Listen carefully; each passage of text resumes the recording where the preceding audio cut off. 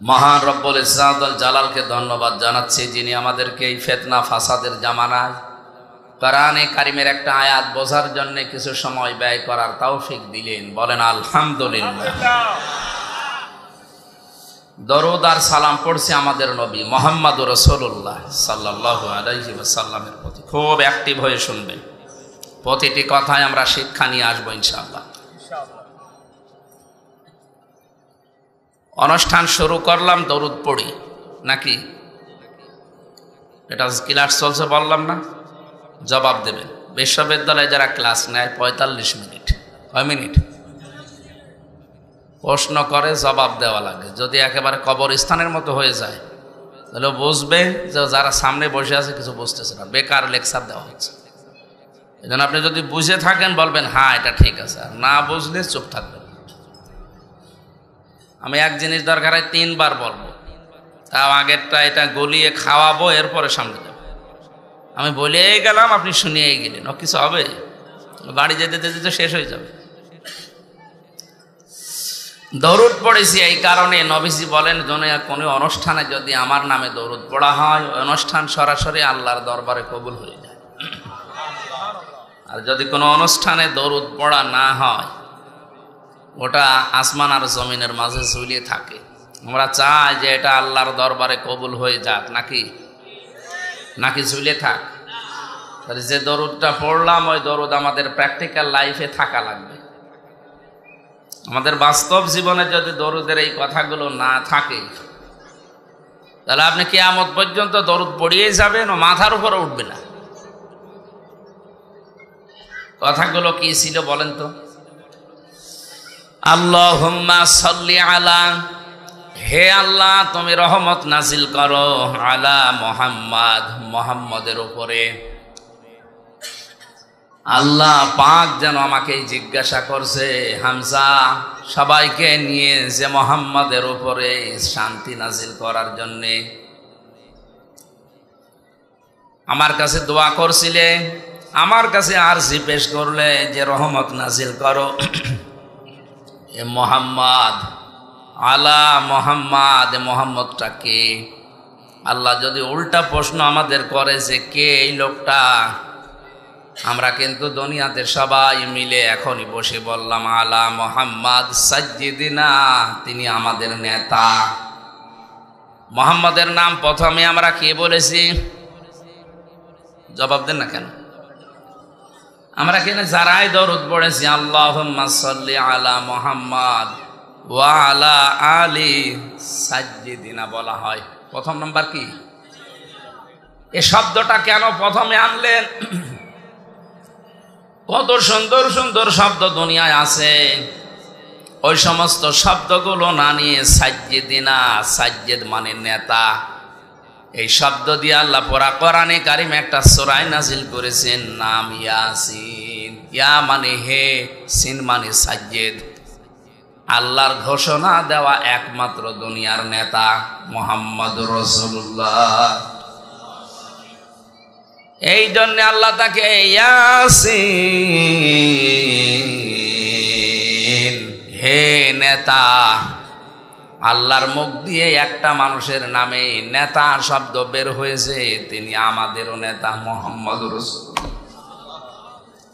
এখানে একটা সূক্ষ্ম পয়েন্ট বলছে, আলেম যারা আছেন খেয়াল করেন। এ পৃথিবীতে আমরা অনেকে যারা ওযু করি মনে করি যে ওযু করলেই নামাজ হবে না। ওযু করলে 7টা কারণ আছে ওযু ভেঙে যায়। ওযু করার পরে যদি ওই 7 কারণের যে কোনো একটা কারণ আপনার ভেতরে দেখা যায়, ওই ওযু আর থাকবে?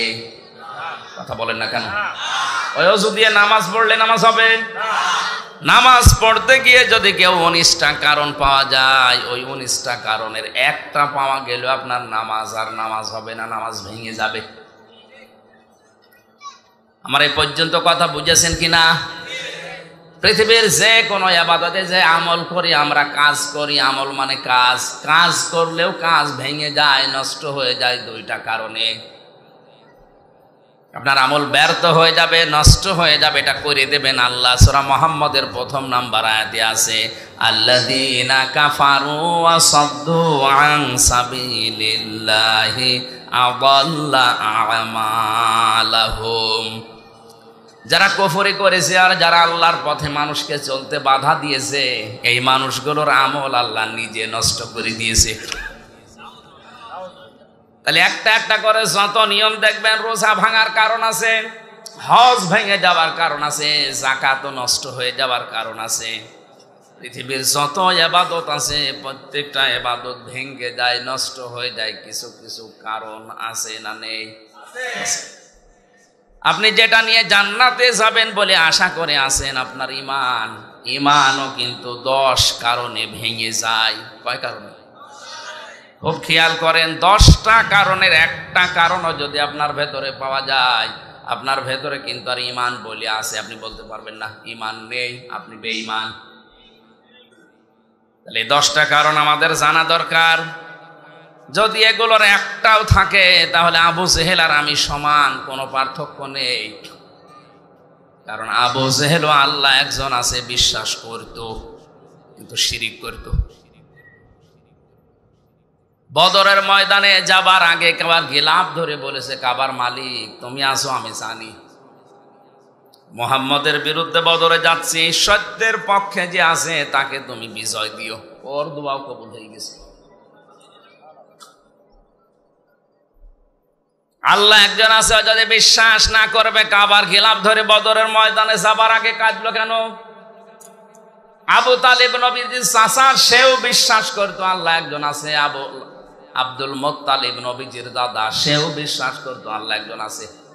এজন্য আবরাহা যেদিন কাবা ধ্বংস করার জন্য আসে, ও কাবার চাবি ওই মুলতাজাম নামক জায়গা, যেটা ওই দরজার উপরে লাগিয়ে কাবার গিলাফ ধরে বলেছিল, মালিক রেখে গেলাম তোমার ঘর তোমার হাতে, তুমি দেখো যে বাহিনী নিয়ে এসেছে এটা আমার আয়ত্তে নেই, আমি আর পারলাম না। বলেন তো আব্দুল মুত্তালিব আল্লাহ একজন আছে এটা যদি বিশ্বাস না করবে, কাবার চাবি দিয়ে আসবে কোন কারণে? হযরতে খাদিজাতুল কুবরা রাদিয়াল্লাহু তাআলা আনহা, ওই সময় তিনি মুসলমান হন, ঈমানের দাওয়াত পাননি, কিন্তু কথা বলতে গেলে আল্লাহর নাম বলতেন 3 বার 5 বার 7 বার করে। নবীজি নবুয়ত পাওয়ার পরে যেদিন বাড়িতে আসলেন, ডাক দিয়ে বললেন, ইয়া খাদিজা জাম্মিলুনি জাম্মিলুনি, হে খাদিজা আমাকে ঢেকে দাও ঢেকে দাও। হযরতে খাদিজা ওই দিন নবীজির চরিত্রের ওপরে 5টা কথা বলেছিলেন। পৃথিবীর কোন স্বামী যদি, কোন স্ত্রী যদি তার স্বামীর পক্ষে এই 5টা কথা বলতে পারে, বেশক ওই স্বামী আল্লাহর জান্নাতি। তো বলা কঠিন আছে। বুখারী শরীফের হাদিস, হযরতে খাদিজাতুল কুবরা সর্বপ্রথম নবীজিকে জানিয়েছিলেন, আল্লাহি কাল্লাহ লা ইউখজি কাল্লাহু আবাদান। শব্দের দিকে খেয়াল করেন। হযরতে খাদিজা বললেন, আল্লাহি আল্লাহর কসম, কাল্লা কখনো না, লা ইউখজি কাল্লাহু আবাদান, কখনো আল্লাহ পাক আপনাকে অপমান অপদস্থ ভয় ভীতি দেখাতে পারেন না। একটা কথা এখানে ছিল যে আপনি গরিবের খোঁজ খবর নেন, আত্মীয় স্বজনের খোঁজ খবর রাখেন, এতিমের খোঁজ খবর রাখেন, বস্ত্রহীন যারা বস্ত্রের ব্যবস্থা করেন, খাদ্যহীন যারা খাদ্যের ব্যবস্থা করেন। যে নবীজির স্ত্রী যে কথাগুলো বলছিলেন মিলান তো। আপনি আত্মীয় স্বজনের সম্পর্কগুলো ঠিক রাখেন, আপনি এতিম মিসকিন অসহায় মানুষের পেটের খাবারের ব্যবস্থা করেন, যাদের কাপড়ের ব্যবস্থা নেই পোশাকের ব্যবস্থা করেন। এই কথাগুলো স্ত্রীর পক্ষ থেকে একজন স্বামীর জন্য আসা অত সহজ না। কারণ অধিকাংশ পরিবারে এই আত্মীয় স্বজনের সাথে সম্পর্ক নষ্ট করার পেছনে দায়ী এই স্ত্রী আর স্ত্রীর মা। এক কথা বলা লাগবে, এইটাই বাস্তবতা। আমি আমার বোনের সাথে, আমার ভাইয়ের সাথে, আমার চাচাতো ভাইয়ের সাথে, আমার চাচার সাথে, আমার ফুফুর সাথে শরীয়তের যে সম্পর্ক আছে, যে হক আছে, আদায়গুলো করতে পারি না। 100 ভাগের জন্য দায়ী আমার বউ, আমার শাশুড়ি। তাহলে আমারটা বলছে না, আপনার বা ছেড়ে দিন না। এরকম হাজারো পরিবার দেশে আছে না নেই? নবীজি জানিয়েছেন কোন স্ত্রী যদি চায় যে তার স্বামী বেশি দিন বেশি থাক, তার স্বামীর আয় উন্নতিতে, তার ইনকামে বরকত হোক, সে যেন তার স্বামীকে দিয়ে বারবার এ কাজ করায়। স্বামী অন্তত নিকট আত্মীয় যারা আছে এদের খোঁজ খবর হক আদায় করেন। কারণ নিকট আত্মীয় স্বজনের খোঁজ খবর রাখলে, তাদের হকগুলো আদায় করলে আপনার হায়াত আল্লাহ বাড়াবে। 2 নম্বরে আপনার রিজিকে আল্লাহ নিজে বরকত দেবেন। এই কাজটা যারা করতে চায় না, বুঝতে হবে ওই স্ত্রী চায় যে আমার স্বামী তাড়াতাড়ি মরে যাক। কি হাদিস তো এইটাই বলছে। মা বোন যারা এসেছেন মনে করছেন নামাজ পড়ি রোজা করি কালো বোরকা পরে ঘুরি, আমি জান্নাতে যাব না, যাবে কে?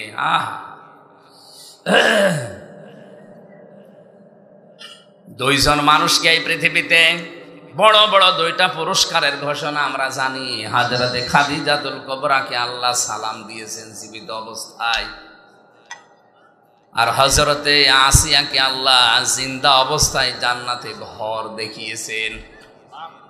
এই 2জন মহিলার পুরা জীবন আমি পড়ে পেয়েছি, 2জনেই আল্লাহর পুরস্কার পেয়েছেন। একজন সালাম আর একজন ঘর, 2টা পুরস্কার পেয়েছেন স্বামী ভক্তি করার কারণে। হযরতে খাদিজাতুল কুবরা রাদিয়াল্লাহু তাআলা আনহা তখনও পর্যন্ত ঈমানের দাওয়াত পাননি। নবীজি কেবল নবুয়ত পেয়ে বাড়িতে এসেছেন, এখনো বলেননি যে খাদিজা লা ইলাহা ইল্লাল্লাহ বলো, বলেননি। তিনি বলেছিলেন শুধু আমারে ঢেকে দাও, আমি ভয় পেয়েছি। খাদিজার প্রথম বাক্যের ভেতরে আল্লাহর নাম ছিল কয়বার? 3 বার। আল্লাহি কাল্লা লা ইখজিকাল্লাহু আবাদান, কখনোই নয়, আল্লাহর কসম আপনাকে আল্লাহ অপমান অপদস্থ করতে পারে না। অথচ খাদিজা তখনও মুসলমান হননি। আল্লাহ একজন আছে, যদি বিশ্বাসী না করবেন, এতবার আল্লাহর নাম আসছে কোন কায়দায়? আপনি মনে করছেন আমি কালেমা পড়ে বসে আছি, আমার ঈমান আছে না। 3টা শর্ত যদি না মানতে পারে তার ঈমানের দাম নেই। আর ঈমান যে কখন ভেঙে গেছে আপনি টেরও তো পাননি। কয়টা কারণে ওযু ভেঙে যায়, নামাজ ভেঙে যায়? কয়টা কারণে?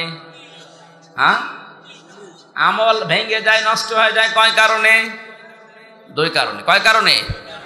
ঈমান ভেঙে যায় 10 কারণে। তার আমি গুরুত্বপূর্ণ পয়েন্টটা বলছি কারণ এই শব্দের সাথে রিলেটেড। 4 নাম্বার কারণ হচ্ছে পৃথিবীতে যারা বিশ্ব নবীকে নেতা মানে না, অন্য কাউকে নেতা মানে, তার ঈমান ভেঙে যায়।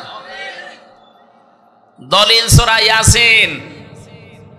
ইয়া মানে হে, সিন মানে সাজ্জেদ। তাফসিরে কাবীর মুফাসসির লিখেছেন সিন শব্দের অর্থ 5টা। সিন মানে সাজ্জেদুল আলামিন, সিন মানে সাজ্জেদুল বাশার, সিন মানে সাজ্জেদুল কাওনাইন, সিন মানে সাজ্জেদুল আম্বিয়া, সিন মানে সাজ্জেদুল মুরসালিন। এর 2য় নম্বরে কি ছিল? সাজ্জেদুল বাশার। সাজ্জেদুল বাশার মানে মানুষ। বলেন বলেন। মানুষ হিসাবে কেউ যদি দাবি করে আর রাসূলুল্লাহকে নেতা না মানে, ও মানুষ নেই। এই আয়াত অনুযায়ী ও অন্য কিছু। আমি কি আরো একটু নিচে নামবো? নামবো কোথায়? এরপরেও যদি না বোঝার ভান করে থাকেন, আমার কিছু করার নেই। আপনার ঈমান আছে না গেছে আপনি বা টের পান। এটা আমি এখানে নোট করে নিয়ে এসেছি। 10 কারণে মানুষের ঈমান ভেঙে যায়, ঈমান আর থাকে না। ওই ঈমান নিয়ে আপনি জান্নাতে যেতে পারবেন না। সব হাদিস থেকে আর তাফসীর থেকে তোলা। 1 নাম্বারে যারা শিরিক করে, এর দলিল আছে সূরা জুমারের 65 নাম্বার আয়াতে। লম্বা করে বলতে গেলে আয়াত শেষ হবে না, এই জন্য বলছি না। 2 নাম্বারে যারা কুফরি করে, সূরা বাকারার 38 নাম্বার 39 নাম্বার আয়াতের মাঝে আছে। 3 নাম্বারে যারা নেফাক করে, মুনাফিকি করে, এখানে পয়েন্ট আকারে দিয়েছে সব ধর্মকে যারা সমান মনে করে এদের ঈমান নষ্ট হয়ে গেছে। আর বাংলাদেশে এখন এইটা বেশি। আপনি মনে করছেন 96% মুসলমান, কে বলিস? এদেশে তো এখন জরিপ অনুযায়ী 15% মুসলমান নেই। কারণ এই 10টা পয়েন্ট আমি মিলিয়ে দেখেছি। 100 জনের মাত্র 15 জন বিশ্ব নবীকে আদর্শ হিসাবে মানে, আর বাকি 85 জন আছে তা না নাই। আমার ভাষা বোঝা যায়? 4 নাম্বারে, এই যে 4 নাম্বারটাই বলছিলাম, বিশ্ব নবী ছাড়া অন্য কারো আদর্শকে যারা মেনে নিয়েছে তাদের ঈমান ভেঙে গেছে। কারণ আল্লাহর ঘোষণা দেওয়া নেতা এই পৃথিবীতে কয়জন? আরো জোরে কেন বলেন তো? আমি আগে 10টা শেষ করি নাকি? আপনারা আছেন তো নাকি? 5 নাম্বারে, আল্লাহর বিধানকে যার ভালো লাগে না, এটার দলিল হচ্ছে সূরা মুহাম্মদের 9 নাম্বার আয়াতে আছে। 6 নাম্বারে, যারা দ্বীনের কোন বিধানকে কটাক্ষ করে, উপহাস করে, এটাও দিন দিন বেড়ে যাচ্ছে। গত 2-3 দিন আগে চলছে ইনশাআল্লাহ, আলহামদুলিল্লাহ, সুবহানাল্লাহ, কেন বলা লাগবে, এই নিয়ে টক শো হচ্ছে। এটিএন বাংলার দায়িত্বে যারা আছেন, ইসলাম বিরোধী কোনো কথা প্রচার করবেন না, তাহলে বাংলাদেশের জনগণ এটিএন বাংলাকে প্রত্যাখ্যান করবে। আপনার এই কথা যারা বলেছে তাকে আগে জনতার সামনে মাপ চাইতে বলেন, কারণ ইনশাআল্লাহ এসব তো আল্লাহ নিজে দিয়েছেন কোরআনে। এই কথা বলেন না, বিশ্ব নবী একবার ইনশাআল্লাহ বলেন, এই জন্য 12 দিন ওহী বন্ধ ছিল। নবীজির মতো মানুষকে আল্লাহ 12 দিন পর্যন্ত অপেক্ষা করিয়েছেন যে ইনশাআল্লাহ কেন বললেন না। আর যারা ইনশাআল্লাহর বিরুদ্ধে, আলহামদুলিল্লাহ, সুবহানাল্লাহ, মাশাআল্লাহ, এই শব্দগুলোর বিরুদ্ধে, বুঝতে হবে এরা সরাসরি আল্লাহর বিরুদ্ধে। এই জানোয়ারগুলো মারা গেলে এদের কোনো জানাজা দেশে হবে না, কারণ যারা আল্লাহর সাথে দুশমনি করে এরা কাফের, এরা মুশরিক। এই কথা বলেন, কোন কাফেরের জানাজা জায়েজ আছে? কোন মুশরিকের? নবীজি নিজের আপন চাচা আবু তালিবের জানাজার নামাজ পড়াতে গিয়েছেন, কবরে দোয়া করেছিলেন, আল্লাহ ফেরত দিয়েছেন। হাত নামান। কার জন্য দোয়া করেন? সূরা তাওবার 113 নাম্বার আয়াত দলিল, মা কানা লিন্নাবিয়্যি ওয়াল্লাযীনা আমানু আইয়াস্তাগফিরু লিল মুশরিকিন। আল্লাহ পাক বলেন, হে নবী, কার জন্য হাত তুলেছেন আপনি হাত নামান, এটা আপনার চাচা আমি জানি, কিন্তু লোকটা মুশরিক। লোকটা কি? কোন মুশরিকের জন্য কোন নবী, কোন ইমানদার দোয়া করবে, মাগফিরাত কামনা করবে, এটা জায়েজ নেই, এটা শ্রবণীয় না, উচিত না, এটা বৈধ না। আল্লাহ নিজে বলছেন এটা বৈধ না। ওয়ালাউ কানু উলি কুরবা, যদি ওইটা আপনার আত্মীয় হয়, নিকট আত্মীয়। ও কক্সবাজার বাসী, আপনার বিবেকের তালা কি এখনো খুলবে না? নবীজির মতো মানুষ, আপন চাচা মুশরিক, হাত তুলে আছে, আল্লাহ হাত ফেরত দিয়ে দিচ্ছে। আর বাংলাদেশে টাটকা মুশরিক গুলো মরে যায়, আর আমরা দোয়া করে জান্নাতে দিয়ে আসি, মনে হয় কন্ট্রাক্টর ইউজ। ধোঁকাবাজি বাদ দেন, শক্ত হওয়া লাগবে। কোন মুশরিকের, কোন কাফেরের জানাজা পড়া জায়েজ নেই, হারাম। জেনে শুনে কোনো হারাম কাজ করবেন। আজকে থেকে 10টা পয়েন্ট মনে রাখবেন, যাদের ভেতরে পাওয়া যাবে এদের ঈমান নেই, আর ঈমান না থাকলে আমরা তাদের বেঈমান বলি। আরো জোরে, কোন বেঈমানের জানাজার পড়া জায়েজ আছে? কবরে দেওয়া, মাগফিরাত কামনা করা। 100টা কেন 1000টা গরু জবাই করে দিলে শুধু পানিতে ফেলা হবে, কিছু হবে না। মনে করছেন না চট্টগ্রামে আওলাদে রসুল আছে, দোয়া করালে পার? কিসের আওলাদে রসুল? নবীজি হাত তুলে বসে আছে, হাত ফেরত দিয়েছে, আওলাদে রসুলের খবর আছে? এরা আইওয়াশ করা হচ্ছে আমাদেরকে, এটা বন্ধ করা লাগবে। সব ধোঁকাবাজি, যারা সব ধর্মকে সমান মনে করছেন, আপনার ঈমান নেই। কারণ ধর্ম পৃথিবীতে একটাই, আল্লাহর নিকটে, তার নাম ইসলাম। আর দুনিয়ায় যা আছে সব বানোয়াট মানুষ বানিয়েছে। এখন যদি এই কথাকে নিয়ে বলে কে ধর্মের প্রতিও কটাক্ষ করছে, আরে ভাই, কোরআনের কথা, ইসলামের কথা আমি বলবো না? সূরা আলে ইমরানের 19 নাম্বার আয়াত, ইন্নাদ-দীনা ইনদাল্লাহিল ইসলাম, আল্লাহর কাছে একটাই ধর্ম, তার নাম কি? ইসলাম। আমা ইয়াবতাগি গায়রাল ইসলামি দীনান ফালা ইউকবালা মিন। সূরা আলে ইমরান 85 নাম্বার আয়াতের প্রথম অংশ, দুনিয়ায় যারা ইসলাম বাদ দিয়ে অন্য কোনো ধর্ম, অন্য কোনো নিয়ম নীতি নিয়ে আল্লাহকে খুশি করতে চাইবে, ফালা ইয়াকবালা মিনহু, ওর জীবনের কোনো ইবাদত বন্দেগী কবুল হচ্ছে না, হবে না। এ কথাটা না জেনে যদি আপনি ভুল বুঝে অন্য কোনো ধর্ম মেনে মারা যান, কিয়ামতে তো আমার ধরবেন। এই জন্যই তো সঠিকটা বললাম। এখন আপনার বিবেকের ওপরে, আমার জোর করার কিছু নেই, কারণ আমার হাতে তো কিছু নেই। লাস্তা আলাইহিম বিমুসাইতির, হে নবী আপনাকে দারোগা পুলিশ করে পাঠায়নি যে পিটিয়ে মানুষ হেদায়েত করা লাগবে, দরকার নেই। সঠিকটা তুলে ধরেন, যার ইচ্ছা হয় সে মানবে, যার ইচ্ছা হয় সে না মানুক, আমি তো আছি। ইন্না আ'তাদনা লিয-যালিমিনা নারা, জালেমদের জন্য আমি আল্লাহ আগুন তৈরি করে রেখেছি। জোরে বলেন নাউজুবিল্লাহ। কক্সবাজারবাসী একটু খেয়াল করেন তো, আমার তো মনে হচ্ছে পয়েন্টগুলো পড়ার পরে বাস্তবতার সাথে মিলিয়ে কত মানুষের যে ইমান চলে গেছে ও নিজেও টের পাইনি এখনো। মনে করছেন না আমি ছোটবেলায় আগা কেটে রেখেছি, এটা তো ছাগলও কেটা আছে। ছাগল মুসলমান? ওইটা কেটে দিলে যদি আপনি মুসলমান ভাবেন, তাহলে ছাগলকেও আজকাল মুসলমান ভাবা লাগবে।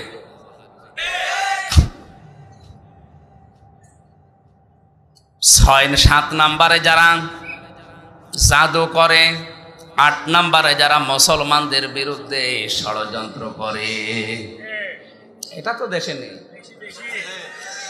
9 নম্বরে কাউকে যারা ইসলামের ঊর্ধ্বে মনে করে, আজ ধর্মীয় বিষয় হোক, জেনারেল বিষয় হোক, দেখেন অনেকে একেবারে ইসলামের উপরে তুলে ফেলিস। আরে ভাই, আপনার তো আর ইমানই নেই। ইসলামের ঊর্ধ্বে এই পৃথিবীতে কেউ আছে? বলেন। ইসলামের খাদেম এই পৃথিবীর সবাই। বিশ্ব নবীকেও এই দুনিয়াতে ইসলামের খাদেম করে আল্লাহ পাঠিয়েছেন। আমরাও ইসলামের কি? আমরা কি ইসলামের মালিক? হ্যাঁ। এই জন্য ইসলামের ঊর্ধ্বে কাউকে মনে করা যাবে না, সে বাপ হোক আর নেতা হোক। আজ যারা ইসলামের উপরে অন্য কাউকে রাখতে চায়, বুঝতে হবে তার ইমান আছে না গেছে। বলেন তো, উপরে থাকার কথা কার নাম? কালিমাতুল্লাহি হিয়াল উলিয়া, সূরা তাওবার ভেতরে আছে, আমার নামকে উপরে রাখো। আজ যারা পৃথিবীতে আল্লাহর নাম উপরে না রেখে অন্য কাউকে উপরে রাখে, বুঝতে হবে তাদের ইমান আছে গেছে। এই কথাটা তো আমি বানালাম। সূরা তাওবা 10 নম্বর পারা 12 নম্বর পৃষ্ঠা 13 নম্বর লাইনে আছে 39 নম্বর আয়াতের মাঝে, ওয়া কালিমাতুল্লাহি হিয়াল উলিয়া। এত দলিল দিয়েও যদি কারো মন খারাপ হয়, আমার মনে হয় ওটা আবু জাহেলের ভাইরা ভাই। আপনি নিজেও কোরআন পড়বেন না, হামজা বললে আপনি বুঝবেনও না, আপনি মানবেনও না। আপনি কি হয়েছেন কি? হ্যাঁ, আমি আয়াত, পারা, পৃষ্ঠা, লাইন, রুকু, সূরার নাম, তাফসিরের নাম সব বলে দিচ্ছি। এরপরে 10 নাম্বারটা হচ্ছে, ইসলামের বিধানকে কেউ যদি ঘৃণা করে, তার ঈমান চলে যায়, নষ্ট হয়ে যায়, ভেঙে যায়। আমি 4 নাম্বার পয়েন্টটা নিয়ে পর্যন্ত এসেছিলাম, কারণ আমার 4 নাম্বারটাই ছিল সাইয়্যিদিনা। আমরা সবাই মিলে বললাম যে মুহাম্মদ কিন্তু আমাদের নেতা। আমাদের কি নেতা? আপনার দরুদের প্রথম শব্দ হয়তো এইটা।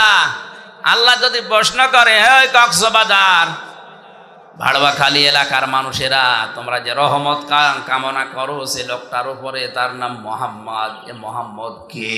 আমরা এক বাক্যে জবাব দিয়েছি, মোহাম্মদ আমাদের নেতা। এই জন্যই তো অনেকে স্লোগান দেয়, তোমার নেতা আমার নেতা। কি এটা কি বানানো স্লোগান? এটাই হাদিসের এই শব্দের। আল্লাহ পাক নিজে তাকে নেতা বলেছেন, ইয়াসিন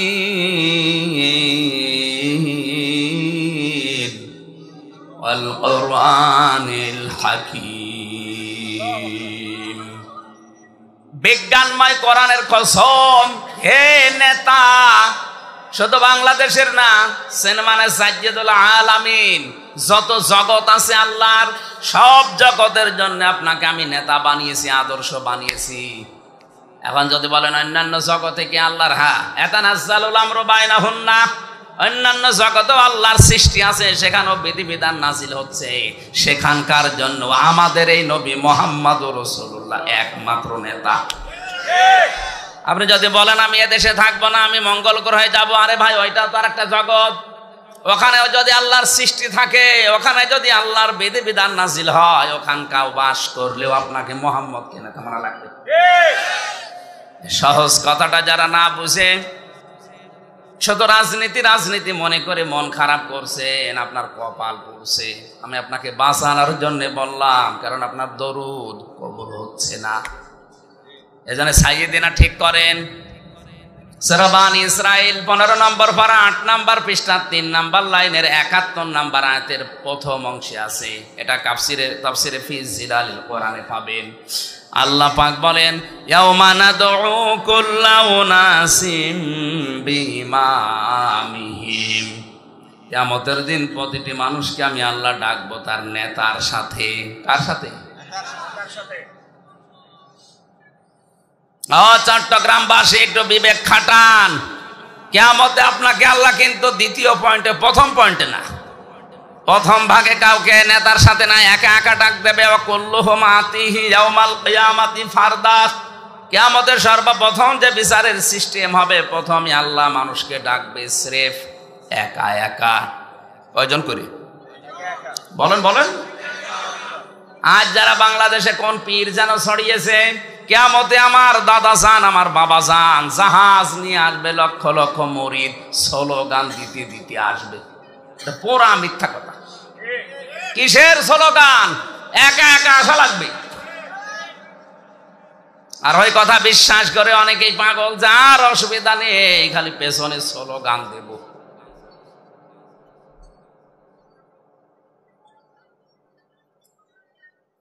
মানুষের কমন সেন্সের কমন বাদ দিয়ে যদি সেন্স থাকে, তাও তো কোরআনের বিপক্ষে এরকম কথা প্রচার করতে পারে না।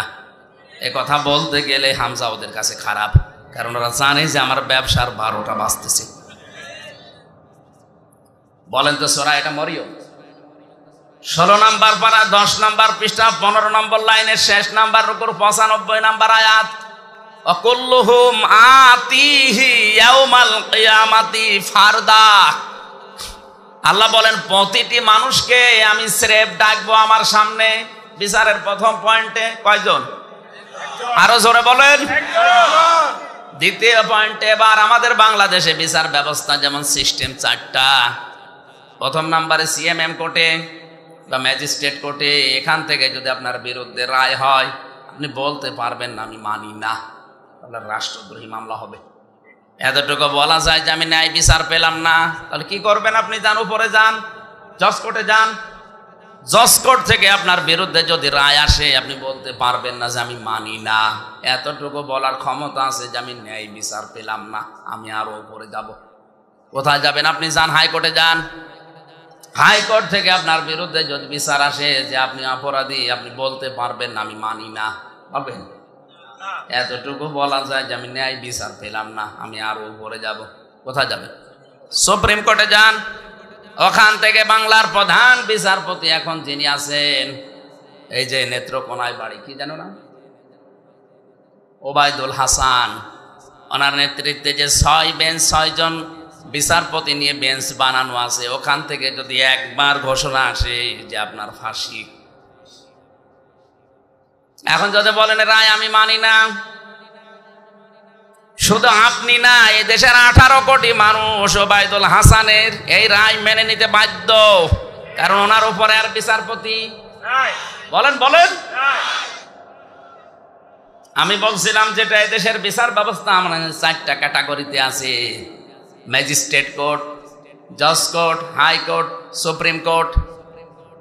আল্লাহ রাব্বুল আলামিন সর্বপ্রথম আপনাকে বিচার ব্যবস্থায় ডাকবে, একা একা বল 5টা প্রশ্ন জিজ্ঞাসা করবে।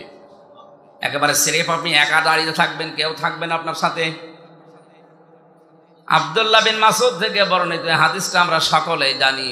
কিয়ামতের দিন সর্বপ্রথম আল্লাহ আপনাকে 5টা জিনিস জিজ্ঞাসা করবে। মা তাজালু কদামা বানি আদম আবদি ইয়াউমাল কিয়ামাতি হাত্তা ইসালান 50। আন উমরিহি ফিমা আফনা ওয়া আন শাবাবিহি ফিমা আবলা ওয়া আন মালিহি মিন আইনা ইকতাসাবাহু ওয়া ফিমা আনফাকাহু ওয়া আন ইলমিহি মাযা আমিলা ফিহি মুত্তাফাকুন আলাইহি। বুখারী মুসলিমের যত হাদিস, হযরত আব্দুল্লাহ বিন মাসউদ বলেন, সর্বপ্রথম আল্লাহ আপনাকে নিজের সামনে দাঁড় করিয়ে বলবে 5টা প্রশ্ন, জিজ্ঞাসা করার পর সঠিক জবাব দিবি।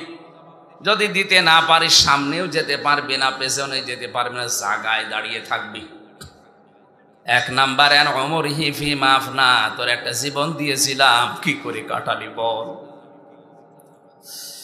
ও কক্সবাজার বাসী, পুরা জীবন না, আমার তো মাঝে মাঝে একা থাকলে এই পয়েন্টটা যখন মনে হয়, আল্লাহ পাক যদি বলে আমির হামজা, ওরা 2024 সালের জানুয়ারি মাসের 31 তারিখ পর্যন্ত মাফ করে দিলাম, শুধু ফেব্রুয়ারির 1 থেকে 28, এই 28টা দিনের হিসাব দিয়ে জান্নাতে যাক। আমার তো এই 28 দিনের হিসাব দেওয়াও সম্ভব না। আপনারা পারবেন না? আপনারা পারবেন।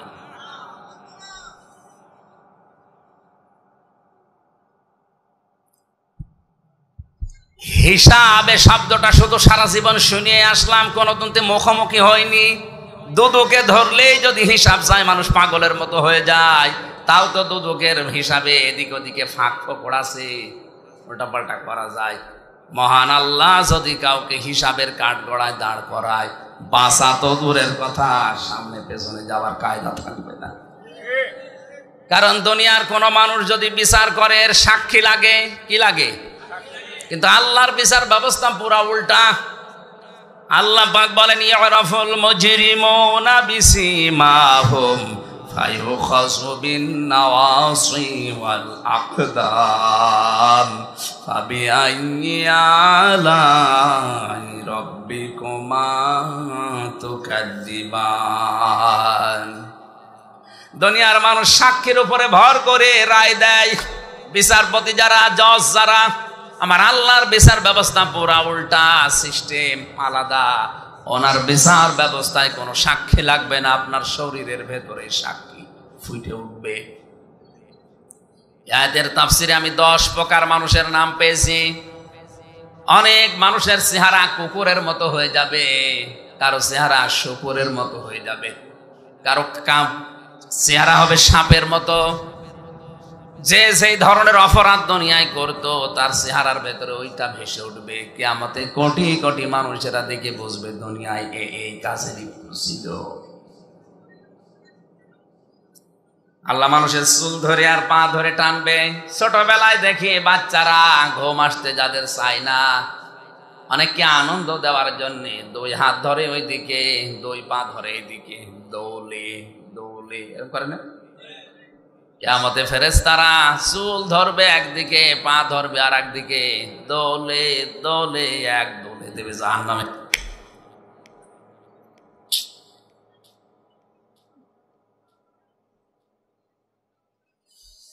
বাংলার মুসলমানেরা একটু খেয়াল করেন, কিয়ামতে তাহলে সর্বপ্রথম আপনাকে আল্লাহ ডাক দিচ্ছেন একা। জীবনের হিসাব তো মিলাতে পারলাম না, 2 নম্বরে বলবে যৌবন কাল কি করে কাটালি বল। আরে ভাই, সারা জীবনের ভেতরে যৌবন আছে না নেই? আলাদা করে যৌবনের কথা কেন বলা লাগবে? কারণ এই যৌবন কালেই মানুষ ভালো কাজ করে, যৌবন কালেই খারাপ কাজ করে। আজ যারা যুবক আছি আমরা, ইবাদত করার সময় আমাদের হাতে এখন, আমরা যেন নষ্ট হয়ে না যায়। শয়তান সবচাইতে বেশি টার্গেট করে যুবক আর যুবতীদের। কেউ যদি 15 থেকে 45 এই বয়সটার হিসাব মিলাতে পারে, আল্লাহ পাক কিয়ামতে বলবে তোর বাচ্চা বয়সের আর মুরব্বী বয়সের হিসাব দেওয়া লাগবে না, মাঝখানের সময়টা হিসাব দে।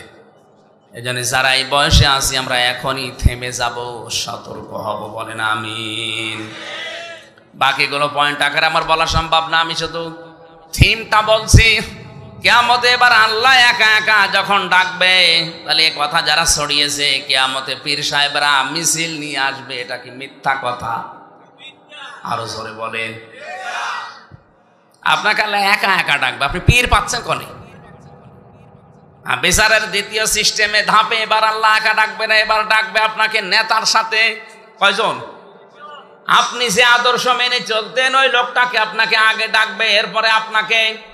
এখন আপনি যা বিবেক দিয়ে বলেন যার পেছনে চলেন, এই লোকটার যা চরিত্র আপনি নিজে অন্তত কিছু না কিছু তো জানেন, যেহেতু তার পেছনে ঘুরছেন আপনি। এরকম লোক যদি কিয়ামতে আপনার সামনে দাঁড়ায় আর আপনি যদি তার পেছনে থাকেন, আল্লাহ তো ওরে দেখেই রেগে যাবে, আপনার পর্যন্ত যাওয়া লাগবে।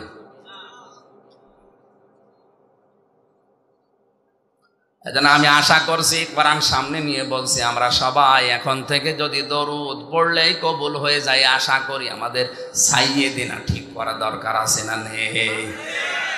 দ্বিতীয় শব্দ তো আরো কঠিন। দ্বিতীয় শব্দ কি? না না, এখানে কি আপনি ঘুমাচ্ছেন? কথা তো বলছে আপনাকে। দ্বিতীয় শব্দ কি? দরুদের দ্বিতীয় শব্দ কি? মাওলানা। মাওলানা মানে আমির হামজা কি? মাওলানা মানে আমাদের অভিভাবক, পথ প্রদর্শক, গাইডলাইন দাতা। উনি যেভাবে গাইডলাইন দিয়েছেন, যেভাবে দেখিয়েছেন, ঠিক ওইভাবে করে আমি জীবন চালাবো। তাকে বাদ দিয়ে অন্য কোন নিয়ম নীতি যত সুন্দর হোক ওটা আমি মানি না। আজ বাংলাদেশে দুর্গা পূজা আর পাথর পূজা চলছে বেশি। হাতে হাতে কত মানুষ পাথরের আংটি দিয়ে মনে করছে সব এর ভেতরে আছে। লক্ষ লক্ষ টাকা খরচ করে পাথর কিনে হাতে মাজায় বেঁধে রেখেছে।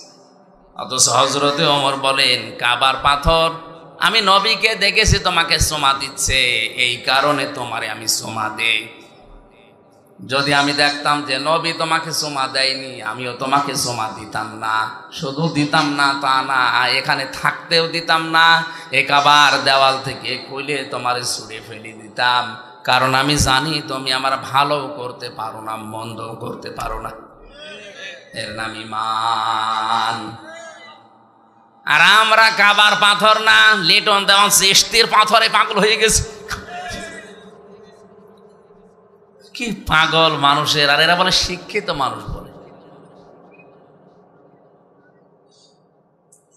ঢাকার পান্ত পথে কোটি কোটি টাকার ব্যবসা করছে শুধু ওই পাথর বিক্রি করে। ওর ভেতরে কোনো ক্ষমতা নেই। কেউ যদি বিশ্বাস করার ক্ষমতা আছে সে কাফির। পাথরের কোনো ক্ষমতা আছে? আসতে বলেন। এই মুহূর্তে যাদের পাথর বাঁধা আছে বিভিন্ন তাবিজের ভেতরে, এখন খুলে ফেলেন। এলাকা মনে হয় তাবিজ চলে না, মহিলারা বেশি করে। সন্তান পেটের ভেতরে যখন ছিল 10 মাস 10 দিন, একটা তাবিজ কবজ কিচ্ছু লাগে নাই। ও দুনিয়ায় আসতে দেরি, ওর গলার ভেতরে 10টা, মাজার ভেতরে 10টা, এমনকি নুনুর সাথেও 3-4টি রুটি দিয়েছে। ও বলে, আল্লাহ পেটের ভেতরে তো ভালো ছিলাম, বাইরে এসে শুধু তাবিজ আর তাবিজ, 12-13টা তাবিজ আমার গলা আর মাজায় নুনুই পেতে দিয়ে গেছে, কর্ম কি? এসে বসা আটকিয়ে যায়। আলাইসাল্লাহু বিকাফিন আবদা, আমি কি আমার বান্দার জন্য যথেষ্ট না যে তাবিজ লাগবে? কোন কিছু হলে গভীর রজনীতে ওঠেন, রাত 2টা 3টা 2:30টা 4টার দিকে ওঠেন, লম্বা করে একটা সেজদা মারেন, 40-45 মিনিট 1 ঘন্টা পড়ে থাকেন একটা সেজদায়। যদি চোখের পানি ফেলতে পারেন আর যদি মনের কথা ওই সময় হাউমাউ করে বলতে পারেন শিশুর মতো, দেখবেন আপনার, আমার মনে হয় এরকম আনন্দ দুনিয়াতে স্ত্রী ব্যবহার করেও পাওয়া যাবে না। এ পৃথিবীতে যত সুখের কাজ আছে, আনন্দের কাজ আছে, স্ত্রী ব্যবহার তো তার ভেতর অন্যতম নাকি? যাদের বিয়ে হয়েছে তারা তো জানেন। কিন্তু সেজদায় যদি গভীর রজনীতে চোখের পানি ফেলে মনের আবেগ নিয়ে কেউ যদি হাউমাউ করে শিশুর মতো কাঁদতে পারে, এটা আমি জেলখানায় 3 বছর দেখেছি, অনেকের হয়েছে।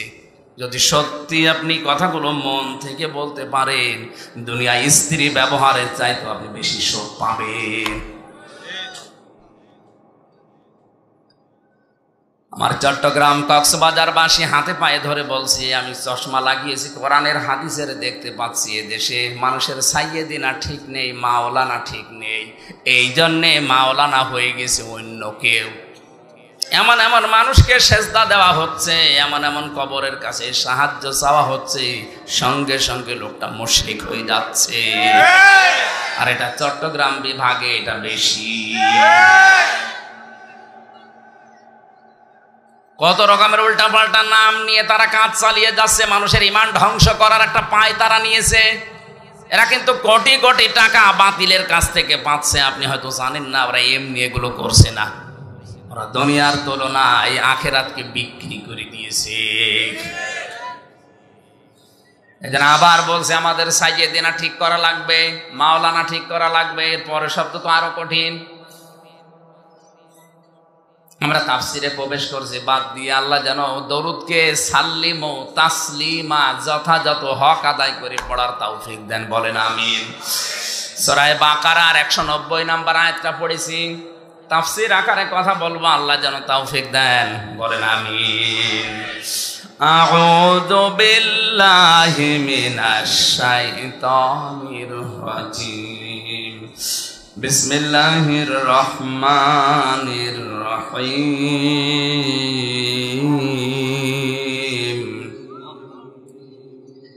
وقاتلوا في سبيل الله الذين يقاتلونكم ولا تعتدوا إن الله لا يحب المعتدين।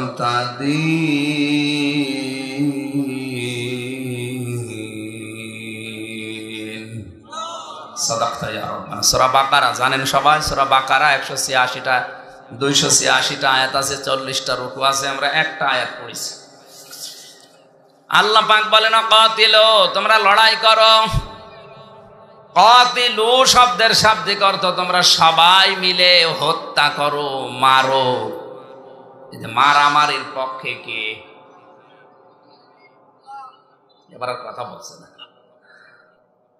কাতিলু শব্দের শাব্দিক অর্থ যারা আলেম জিজ্ঞাসা করেন তো, কাতালা ইউকাতিলু মুকাতালান, পরস্পর লড়াই করা। আল্লাহ বলেন লড়াই করো, হত্যা করো, মেরে ফেলো। তাহলে মারামারির পক্ষে, মেরে ফেলার পক্ষে আল্লাহ আছেন, এ কথা বোঝা যাচ্ছে। সূরা আনফাল 9 নম্বর পারা 18 নম্বর পৃষ্ঠার 1 নম্বর লাইনের 1 নম্বর আয়াত, ফালাম তাকতুলুহুম ওয়ালাকিন্নাল্লাহা কাতালাহুম। আল্লাহ পাক বলেন হে নবী, আপনি তাদেরকে হত্যা করেননি, আমি আল্লাহ নিজে তাদেরকে হত্যা করেছি। তাহলে মারামারি হত্যার পক্ষে কে?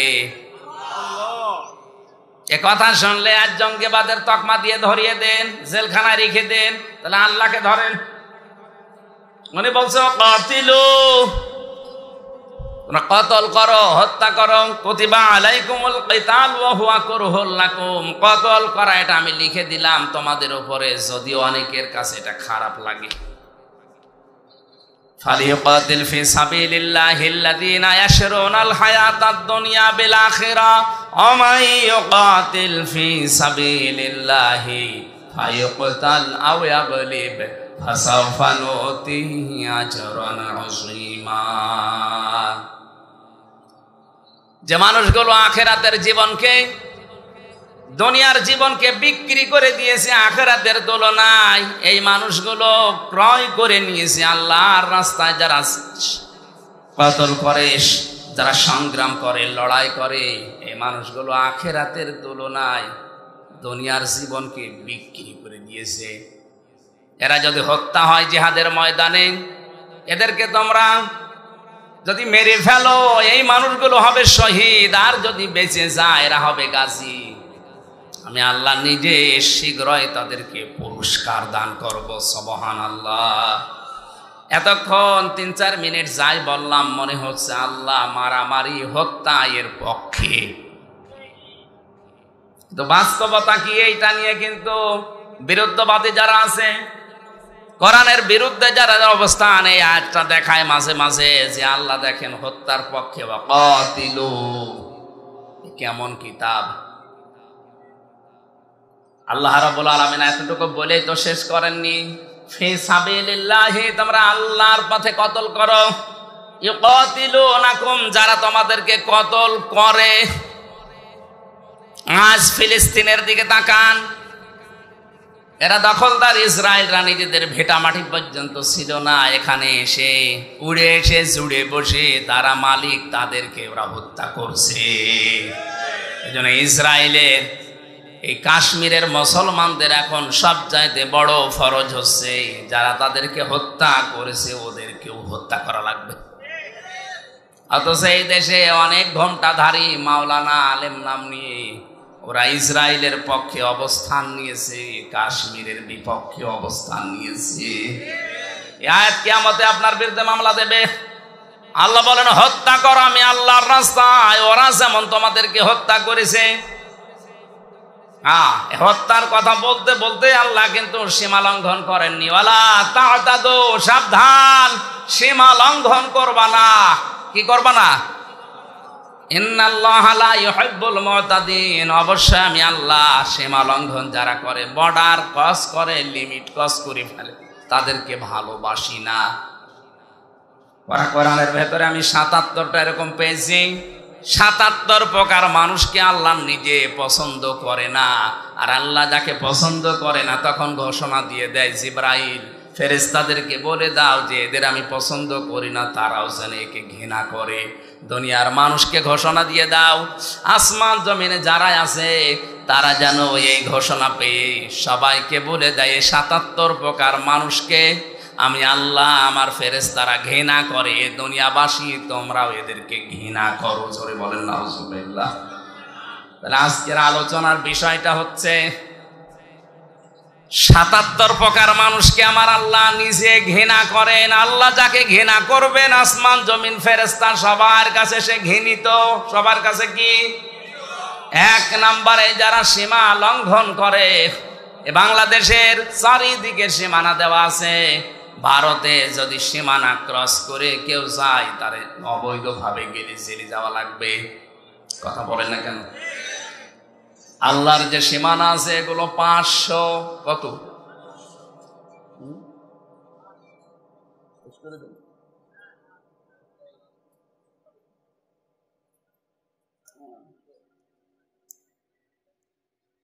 মনে চালিয়ে যাচ্ছে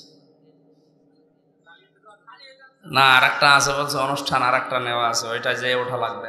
আমের তো কেবল শুরু করছিলাম, আর মনে হয় এখন বলা ঠিক হবে না। ৭৭ প্রকার বলতে হলে এখনো ২ ঘন্টা লাগবে। একটা দুইটা প্রত্যেকটার পেছনে কোরআন আর হাদিসের দলিল লিখেছি আমি। আমার মনে হয় সব বলতে গেলে সম্ভব না, আমি কয়েকটা বলছি। আল্লাহ সীমা লঙ্ঘন করে, এখন এই একটা খালি পয়েন্ট বলে গেলে হবে, এর উদাহরণ দেওয়া লাগবে, মেলানো লাগবে বাস্তবতার সাথে। বাংলাদেশে যে কয়টা বর্ডার আছে, একটা বর্ডার পার হয়ে যদি কেউ অবৈধভাবে যায় ভারতে, ওরা কি স্বাভাবিকভাবে রাখবে না জেলখানায় দেবে? এটা যেমন বোঝেন, আল্লাহরও এরকম বর্ডার আছে ৫০০। কত? এই ৫০০ আয়াতে আল্লাহ কোরআনে দিয়েছে। এই বর্ডারগুলো যদি কেউ ক্রস করে তাকেও আল্লাহ জেলখানায় দেবে, তার নাম জাহান্নাম। আমরা এগুলো ভালোভাবে শুনিয়ে বুঝে যদি যেতে পারতাম তাহলে আল্লাহর এই নিষিদ্ধ ঘৃণিত এই বান্দাদের থেকে দূরে থাকতে পারতাম। আমরা আজকে শেষ করে দিচ্ছি, ১ ঘন্টা ১০ মিনিট হয়ে গেছে। আগামীতে নিয়ে আসলে একটা করে মাহফিল নেন ভাই, আমি আর পারছি না। এমনি জেলে থেকে শরীর একদম শেষ হয়ে গেছে, এরপরে আবার যদি ৩টা ৪টা করে করা লাগে আমি তো মরে যাব। যে গরু দিয়ে চাষ করে খাবে না, গরু যদি মরে যায় তাহলে আর কি হবে। আগামীতে নিয়ে আসেন, আপনাদের সভাপতি আছে, ওনারা কথা বলুক। আমার ওখানে যে আবার হয়তো এখন ওঠা লাগবে, আর সময় নেই, ঘন্টাখানেক সময় আছে, ওই যেখানে যেতে লাগবে। যেই তো ওঠা যায় না, কিছু নাস্তা পানি করে চা মা খেয়ে ওঠো, দোয়া চায়।